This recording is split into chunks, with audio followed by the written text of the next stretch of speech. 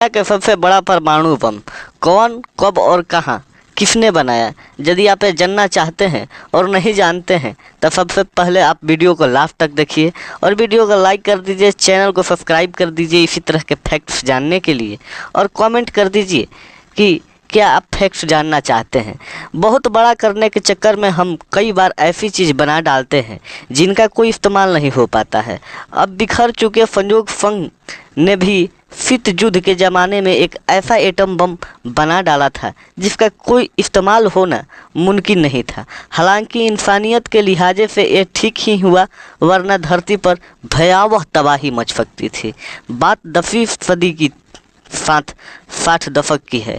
दूसरा विश्व युद्ध खत्म हो गया था। अमेरिका ने जापान के हिरोशिमा और नागासाकी पर एक एटम बम गिराकर इसकी ताकत दुनिया को दिखा दी थी। दूसरे विश्व युद्ध खत्म होते ही अमेरिका और सोवियत संघ के बीच शीत युद्ध छिड़ गया था। दोनों देश एक दूसरे के आगे निकलने के लिए एक से एक हथियार बना रहे थे। एटम बम के मामले में अमेरिका से पिछाड़ सोवियत संघ एक ऐसा बम बनाने के लिए बेकरार था जो दुनिया के सबसे बड़ा हो। सोवियत संघ के एटमी वैज्ञानिक अंद्रेई सकहारोव ने आखिरकार 60 का दशक आते आते एक ऐसा बम तैयार कर ही लिया। इनका नाम दिया गया जार का बम।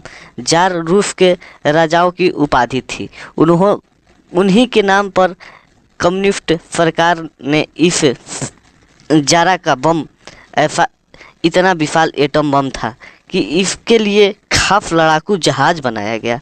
आमतौर पर हथियार और मिसाइल लड़ाकू जहाज़ों के भीतर रखी जाती है, लेकिन जिस जार के बम यानी सबसे बड़े बम ने को सोवियत वैज्ञानिक ने बनाया था वो इतना बड़ा था कि उस विमान से पैराशूट के जरिए लटकाया कर रखा गया था। इसलिए सोवियत लड़ाकू विमान सोवियत के डिजाइन के बदलाव किए गए थे। 30 अक्टूबर 1961 को T-95 विमान को पूर्वी रूस से उड़ान भरी थी। इसमें उसका वक्त का सबसे बड़ा एटम बम यानी जार का बम रखा गया था, जिसका प्रशिक्षण जानना था। यह एटम बम 8 मीटर लंबा और 2.6 मीटर चौड़ा था। इसका वजन 27 टन से भी ज़्यादा था। ये बम अमेरिका के लिटिल बॉय और फैन मैन एटम बमों जैसा ही था, मगर इसमें बहुत बड़ा था। ये पल भर के लिए एक बड़े शहर के खौफ में तब्दील कर सकता था। सोवियत लड़ाकू जहाज टुपोलेव 95 इसके लेकर रूस के पूर्वी इलाके में स्थित द्वीप नोवाया ज़ेमलिया पर पहुंच। इसके साथ ही एक और विमान उड़ा रहा था जिसको कैमरा के जरिए बम के विस्फोट की तस्वीर उतारनी थी। टुपोलेव विमान के करीब 10 किलोमीटर के ऊंचाई से पैराशूट के जरिए गिराया गया।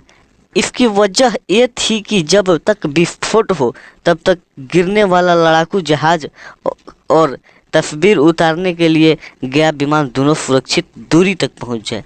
हालांकि इसकी उम्मीद 50% ही थी। बम गिराकर दोनों विमान करीब 50 किलोमीटर दूर पहुंचे तब तक भयंकर विस्फोट हुआ। आग का विशालकाय गोला धरती से उठकर आसमान पर छा गया।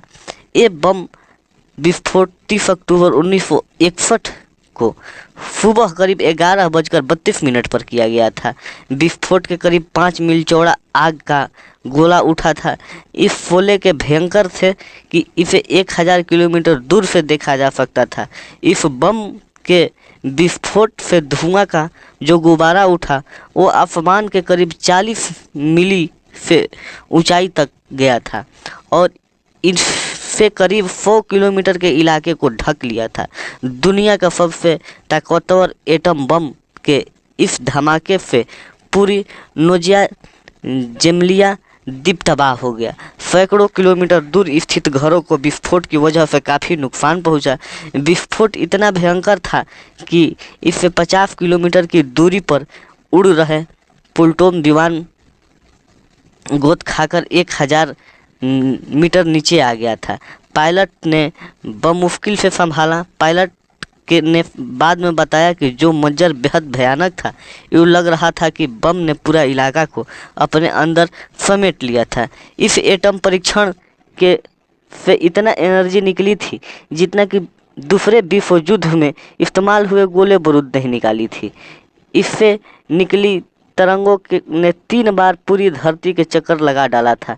पास में ही अमेरिका का एक खुफिया विमान भी उड़ रहा था जिसे इस एटमी टेस्ट की भनक लग गई थी। पूरी दुनिया ने सोवियत संघ के खुले पर्यावरण में एटमी टेस्ट करने का निंदा की। राहत की बात ये रही कि इस बहुत ज़्यादा रेडिएशन नहीं फैला। इससे वजह से ये था कि बम के तैयार होने के बाद विज्ञानी को लगा कि इससे तो बहुत तबाही मच जाएगी, इसलिए उसने विस्फोटक कम करके इसकी ताकत घटा दी गई थी। इस बम को तैयार करने में सोवियत वैज्ञानिक अंद्रोई सखारोव का बहुत बड़ा रोल था। सखारोव चाहते थे कि हथियार की रेस में उनका देश अमेरिका से बहुत आगे निकल जाए, इसलिए उन्होंने एटम बम और हाइड्रोजन बम की तकनीक मिलाकर के जार बम तैयार किया था। बम तैयार होने के बाद वैज्ञानिक के ये डर लगा कि कहीं एटमी टेस्ट भयानक न हो कि उससे सोवियत संघ ही नुकसान पहुँचे, इसलिए इसमें विस्फोटक कम करने थे। इस विस्फोटक का असर ये हुआ था कि दुनिया के तमाम देश खुले ही एटमी टेस्ट करने की राजी हो गए। 1963 में ऐसा एटमी परीक्षण पर रोक लगा दी गई। खुद सखारोव को लगा कि ऐसा बम दुनिया की भारी तबाही मचा सकता है। इसके बाद एटमी हथियारों के विभाजन में अगुआ बन गए। 1963 में एटमी टेस्ट करने लगी। आतंकी पाबंदी से खुलकर समर्थन किया। इसके बाद रूस के ही बहुत लोग उसे विरोध किए। 1975 में सखारोव को शांति का नोबेल पुरस्कार मिला।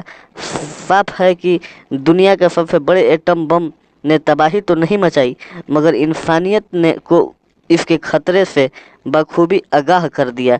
यानी 30 अक्टूबर 1961 को हुआ भयंकर एटमी टेस्ट का कुछ असर हुआ ही। तो सबसे बड़ा बम के बारे में आप लोग जान गए। इसी तरीके के फैक्ट्स जानकारी प्राप्त करने के लिए हमारे चैनल को सब्सक्राइब कर दें।